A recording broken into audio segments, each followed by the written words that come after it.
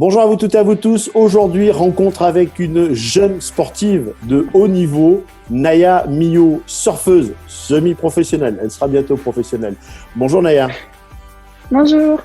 Allez, pour m'assister dans les questions, on a l'habitude maintenant, Thomas Palmier. Thomas, bonjour. Bonjour Jérôme, bonjour à tous. Bon, pourquoi Auvergne Légende du Sport? Nous sommes en Guadeloupe. Naya, quel est le lien que tu as avec l'Auvergne? Alors ma maman est originaire de l'Auvergne, du coup je connais un peu, j'y vais souvent pendant les vacances, l'été et tout ça. À quel endroit en Auvergne? À Saint-Mamé, la Salvetat. Bon.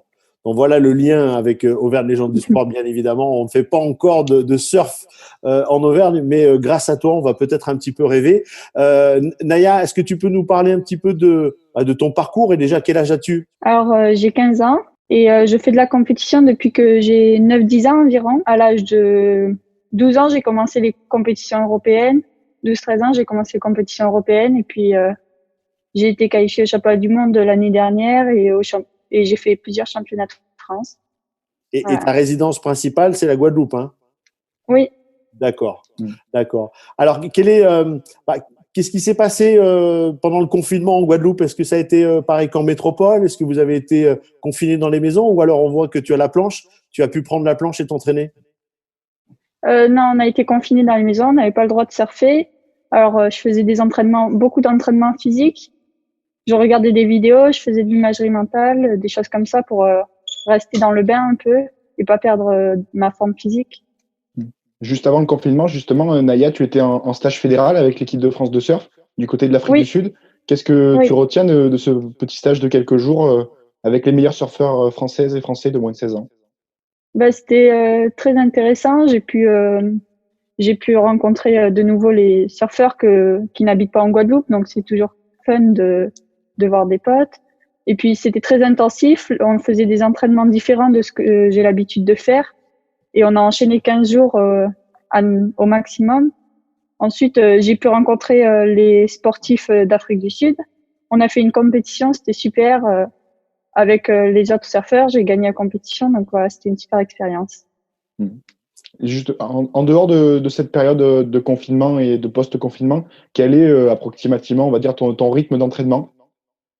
Alors, j'ai entraînement tous les jours. Donc le lundi, souvent j'ai entraînement de surf et physique. Donc on fait un peu de muscu et tout ça. Et ensuite le mercredi aussi. Et après c'est pendant toute la semaine j'ai entraînement de surf. Tu arrives à concilier les entraînements et j'imagine l'école, puisque tu n'as pas arrêté l'école? Oui. Je suis dans un établissement spécial, je suis au CREPS. Du coup j'ai école que le matin et l'après-midi j'ai entraînement. Comment est-ce que tu juges tes performances, notamment sur le circuit junior là depuis notamment l'année 2019 où tu as réussi quelques, on va dire, belles performances? C'est pas mal.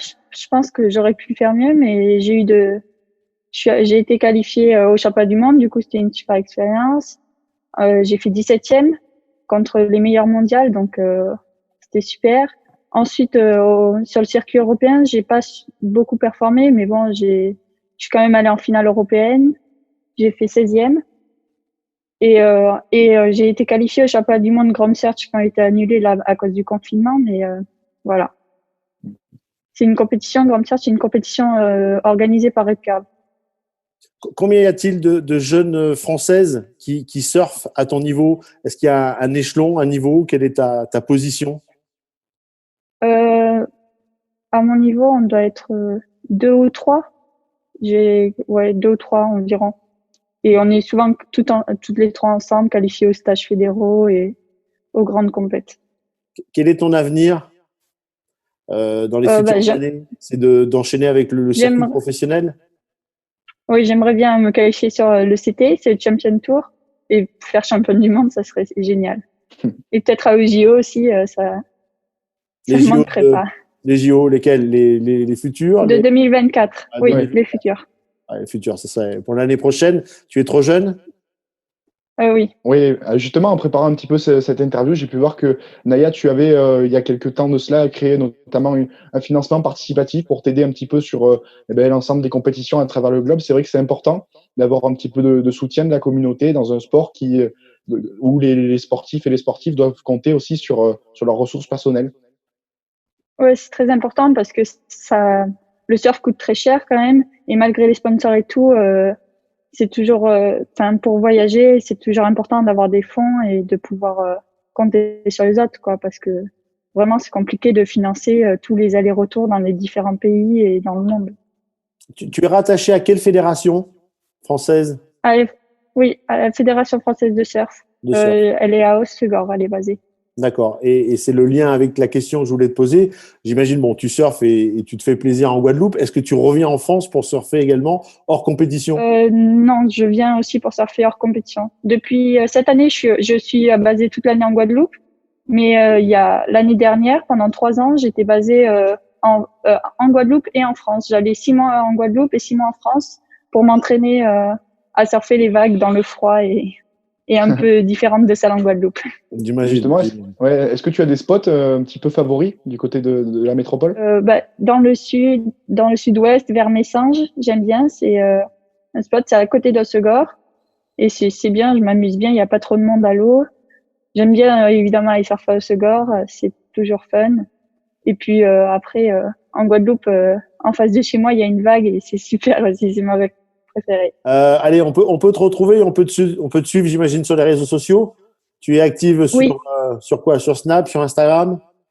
Sur Snapchat, sur Instagram et sur Facebook. Voilà, donc on peut suivre un petit peu l'évolution de ta carrière via les réseaux sociaux. Tu es un petit peu loin, donc c'est compliqué de venir te voir. Oui. Mais comme on le fait avec tous les sportifs et les jeunes sportives et sportifs, on gardera bien évidemment, si c'est possible, le contact et on essaiera de t'appeler régulièrement dans l'année pour l'évolution. Et comme on dit, en route pour les Jeux, en route pour 2024 et voir un petit peu l'évolution et voir quand tu pourras accéder aux meilleures places et de se qualifier pour les JO. Comment on fait pour les JO? C'est un tournoi, c'est un TQO, c'est une qualification sur l'année, c'est le classement mondial? Oui, il faut aller dans les compètes adultes. Donc, faut faire des résultats dans les compètes adultes. J'ai commencé à faire des compètes adultes l'année dernière, des QS, ça s'appelle. Et en fait, c'est l'étape avant d'entrer dans le Champion Tour. Et du coup, il faut performer là-dedans. Et ensuite, les entraîneurs de la Fédération française de surf jugent si tu es apte à participer. Bon. Alors, nous, il est 18h16. Il est quelle heure en Guadeloupe? 12h15. Ah, 12h15. Donc, ça vient être l'heure de manger alors. Ça va être bien. Oui.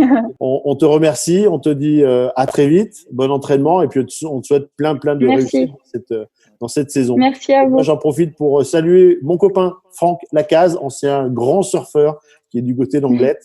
Et on le salue. Il regardera bien évidemment cette interview. Franck, tu n'hésites pas à partager.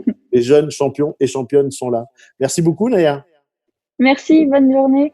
Thomas, merci également pour. Merci Jérôme, un plaisir. Pour Auvergne Légende du Sport. Auvergne Légende du Sport en Guadeloupe. On est là grâce à la technique.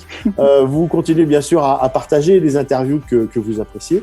Eh bien, on se dit à très vite pour une prochaine interview et bon surf, Naya. Merci. Au revoir.